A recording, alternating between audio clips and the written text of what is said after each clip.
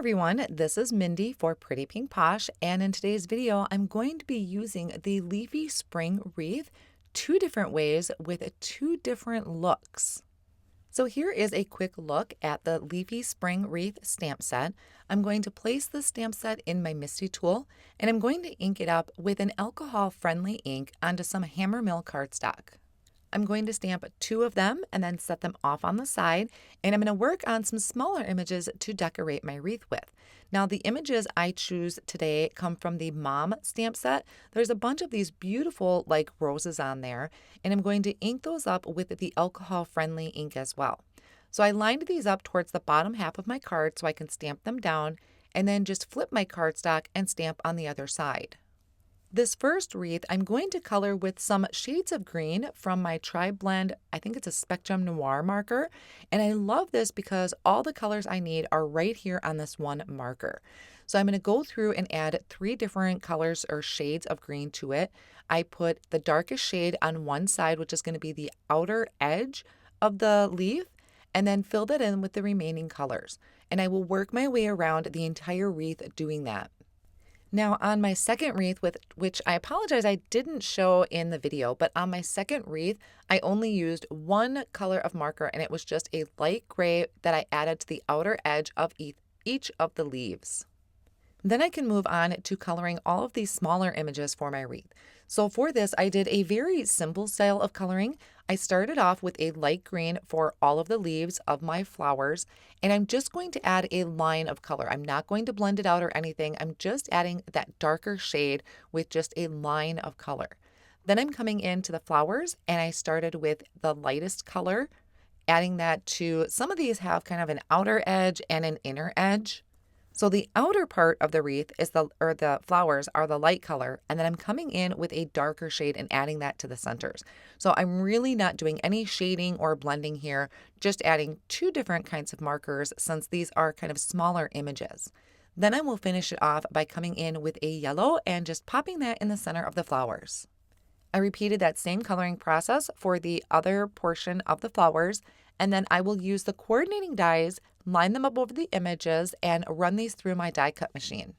So for the first card, I'm going to make a very colorful background, and this is going to be for the wreath that has just that light gray shading to it. So I just chose some colorful scraps from my cardstock stash, and I think these are about 1/2 inch, and I'm going to just apply some liquid glue to the back and line them up over some white cardstock, just making sure that they're butted up right next to each other so that there is no white gaps in between my colors. Then I will take this over to my paper trimmer, and I'm going to trim this down on each edge. I probably should have started with some longer scraps of cardstock, but this still works out. So I'm just trimming off those edges to make sure everything is nice and flush. And then I'm also going to trim off that bottom portion there. I'm going to apply some liquid glue to the back of this panel and add it to a card front that is 4 1/4 by 5 1/2. Now for this wreath, I'm adding some thin white foam squares to the back, and I'm going to place that kind of in the center of my colorful panel. You can see that this one just has that light gray line on the very outer edge, which is really good if you want to add it to a colorful background. Then I just added some foam squares to the back of my flowers and decorated my wreath. Now for sentiments, you can use whatever you want for the center of your wreath.